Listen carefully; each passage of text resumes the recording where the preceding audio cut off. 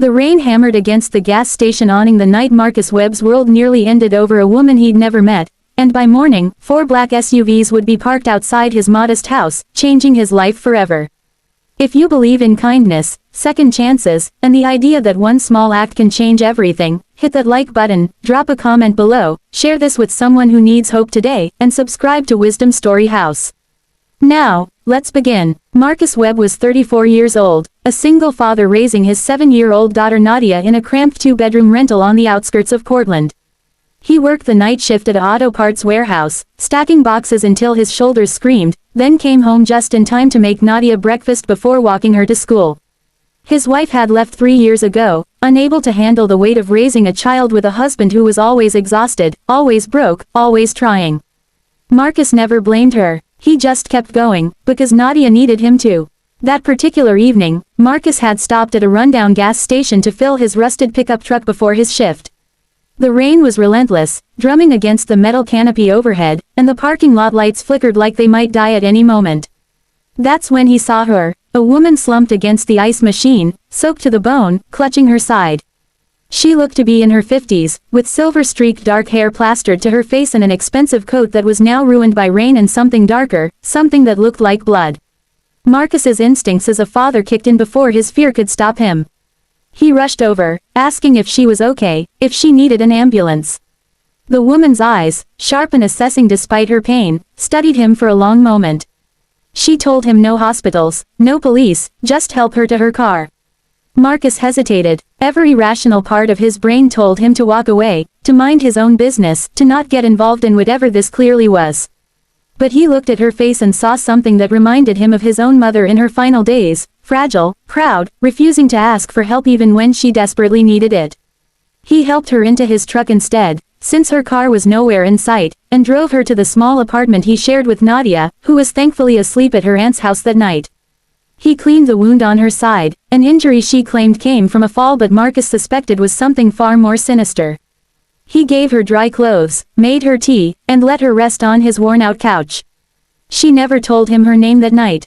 She only watched him with those calculating eyes as he moved around his small kitchen, cooking her a simple soup from what little he had in his pantry, muttering about how his own mother used to make it when he was sick.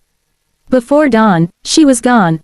No note, no goodbye, just an empty couch and the lingering scent of rain and something floral that didn't belong in his humble home. Marcus told himself it was over, that he'd done a good deed and that was the end of it. He went to work that night exhausted but strangely lighter, like he'd done something that mattered even if no one would ever know. He was wrong about no one knowing. The next morning, as Marcus stood in his kitchen pouring cereal for Nadia, he heard the sound of multiple car doors slamming outside. He looked through the window and felt his heart stop. 4 black SUVs lined his narrow street, and from them emerged 4 enormous men in dark suits, moving with the precision of soldiers. Marcus's mind raced through every worst-case scenario. Had the woman died? Was he being blamed for something? Were these men here to hurt him, to hurt Nadia? He told his daughter to stay in her room, his voice trembling despite his effort to sound calm.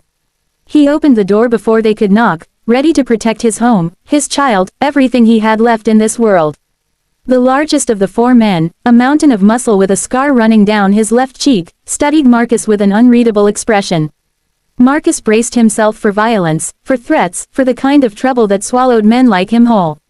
Instead, the bodyguard stepped aside, revealing the woman from the night before standing behind him, dressed now in an elegant black coat, her silver-streaked hair perfectly styled, her posture radiating an authority Marcus hadn't noticed in her weakened state.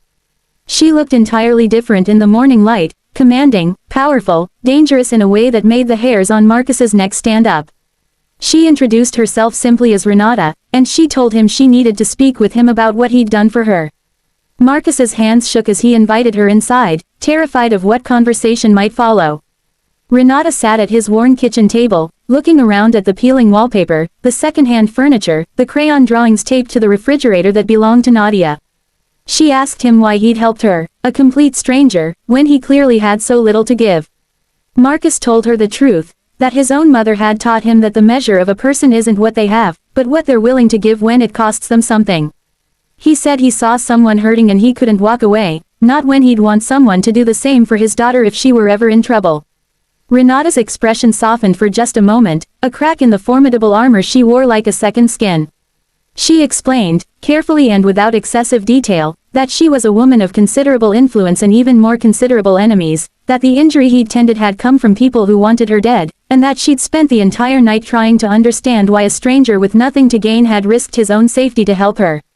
She told him that in her world, kindness without motive was rarer than diamonds, and that she'd forgotten such people still existed. Nadia, curious as children often are, wandered out from her room despite Marcus's instructions, peering shyly at the intimidating woman sitting in their kitchen. Renata's entire demeanor shifted at the sight of the little girl. She asked Nadia's name, complimented her drawings on the fridge, and for a moment, the fearsome woman who commanded 4 bodyguards looked simply like a grandmother charmed by a child's innocence.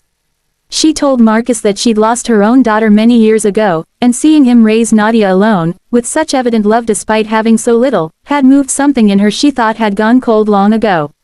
Before she left that morning, Renata made Marcus an offer that would change his life. She wanted to help him, not as charity, but as gratitude repaid in full. She arranged for Nadia's education to be secured through college. She connected Marcus with a legitimate business opportunity managing logistics for one of her legal companies, a position that paid triple what he made at the warehouse and let him work daytime hours so he could actually be present for his daughter's life instead of sleeping through it. Marcus initially resisted, uncomfortable with accepting so much for what he considered a simple act of decency, but Renata insisted that his kindness had given her something money couldn't buy back. Her faith in humanity, and possibly her life, since the information he'd have had no way of knowing was that whoever attacked her was still searching, and his willingness to hide her that night had thrown them off her trail completely. Over the following months, Marcus's life transformed in ways he never could have imagined. He moved Nadia into a better school district, watched her thrive with a father who wasn't perpetually exhausted, and found himself, for the first time in years, sleeping through the night without the crushing weight of financial desperation pressing on his chest. Renata became an unlikely presence in their lives, visiting occasionally, always bringing something for Nadia, always sitting a little longer at their kitchen table than her schedule probably allowed. She told Marcus once that watching him and his daughter reminded her that the world still had good people in it, people who helped not because they expected anything back, but because it was simply the right thing to do. If this story touched your heart even a little, if it reminded you that kindness still matters in a world that often feels cold and transactional, please take a moment to like this video and leave a comment telling us what part moved you most. Your support means everything to this channel and helps these stories reach more people who need this reminder today. Before we close this story, I want to ask something special of you. Type the words, "Kindness returns," in the comments below if you believe that what we give to the world eventually finds its way back to us. Let's fill this comment section with hope for everyone who reads it. Marcus never set out to be a hero that rainy night at the gas station. He was simply a tired father trying to get to work, who saw someone hurting and couldn't turn away. He didn't know her name, her power, or her world when he opened his door to a stranger in the rain. He only knew that somewhere, someone had once helped him when he needed it most, and he owed the universe that same chance. In the end, it wasn't the 4 bodyguards or the black SUVs that changed his life, it was the simple, unshakable belief that kindness costs nothing to give, but sometimes returns as everything you never knew you needed. And for Marcus Webb, a single father who had nothing left to give but gave anyway, that belief became the greatest gift of his life.